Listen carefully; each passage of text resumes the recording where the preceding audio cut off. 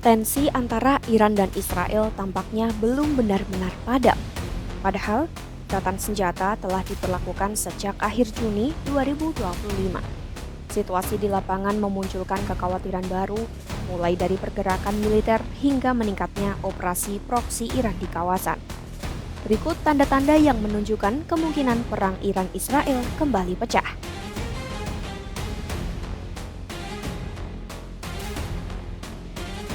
Sejumlah sinyal menunjukkan risiko konflik Iran-Israel kembali meletus dalam waktu dekat sangat besar. Sinyal pertama tampak saat Iran dan Israel dengan cepat mempersenjatai diri. Menurut sumber yang dikutip oleh Middle East Eye, Iran dilaporkan telah mengakuisisi sistem rudal darat ke udara dari China sebagai bagian dari upaya memperbaiki sistem pertahanan udara yang dihancurkan Israel. China juga menyatakan kesediaannya untuk menjual pesawat tempur J-10 ke negara-negara sahabat.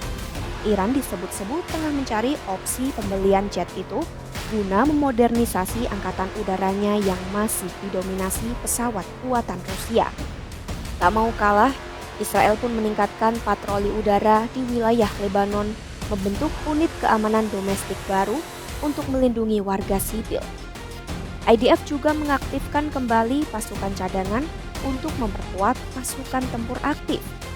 Sekutu utama Israel, Amerika Serikat, bahkan mempercepat pengiriman senjata ke Israel, mengganti peralatan yang hancur selama konflik, dan memasok amunisi presisi serta sistem pertahanan rudal terbaru.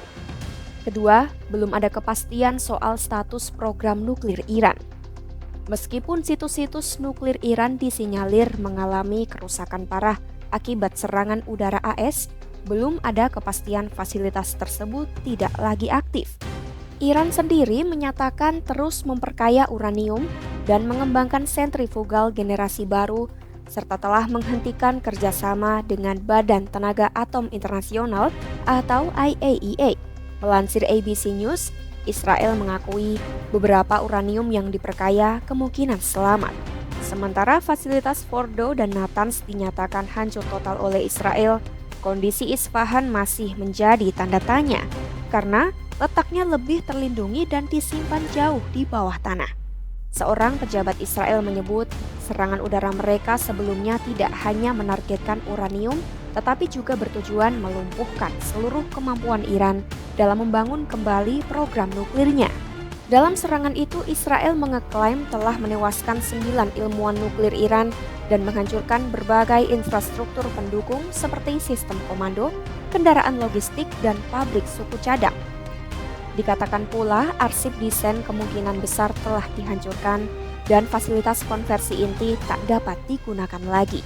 Sementara Presiden AS Donald Trump mengeklaim 3 fasilitas nuklir utama Iran telah dihancurkan sepenuhnya oleh militer AS. Namun laporan awal dari Badan Intelijen Pertahanan AS menyebut dampaknya mungkin hanya memperlambat program nuklir Iran beberapa bulan saja.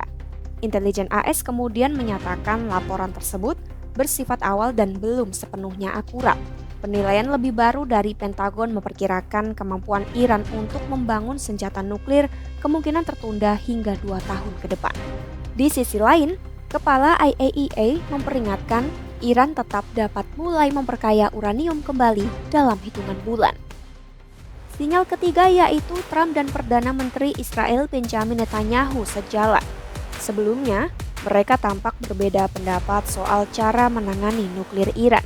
Namun pertemuan terbaru mereka mengindikasikan bahwa keduanya telah sejalan dalam menghadapi Iran. Netanyahu menyatakan Israel akan melakukan apapun untuk mempertahankan diri dan secara terbuka mendukung pendekatan keras Trump terhadap Iran. Sebagai bentuk pengakuan atas kolaborasi ini, Netanyahu bahkan mencalonkan Trump untuk hadiah Nobel perdamaian. Ini merupakan langkah simbolik yang menegaskan kedekatan dan kesatuan mereka dalam isu keamanan Timur Tengah.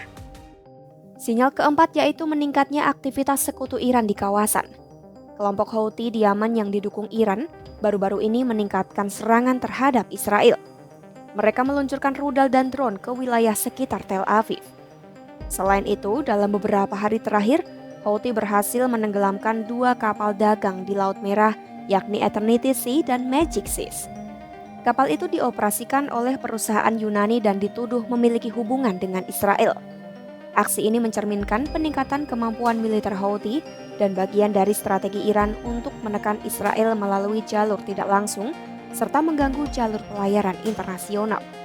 Tindakan ini juga meningkatkan potensi keterlibatan kembali AS dalam konflik militer langsung di wilayah tersebut, terutama demi menjaga kepentingannya di jalur pelayaran penting.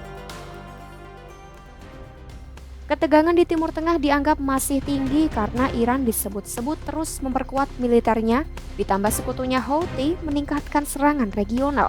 Meskipun Iran menyatakan minat hati-hati untuk membuka jalur diplomasi, mereka belum menunjukkan niat untuk menghentikan pengembangan program nuklir maupun rudal.